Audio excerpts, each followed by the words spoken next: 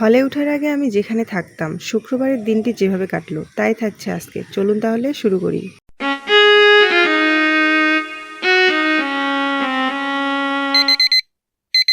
ঘুম ভাঙে অ্যালার্মের শব্দে। ঘুম থেকে উঠে নর্মালি যা যা করি আজকেও তার ব্যতিক্রম ঘটেনি। এই সুন্দর অভ্যাসগুলোই হয়তো আমার দিনটি আরো সুন্দর করে তোলে। আজকে শুক্রবার ছিল তাই মাথায় একটু তেল দেই। তেলা মাথায় তেল না দিয়ে নিজের চুলে তেল দেওয়া ভালো, তাহলে অন্তত নিজের কাছে পরিষ্কার থাকা যায়।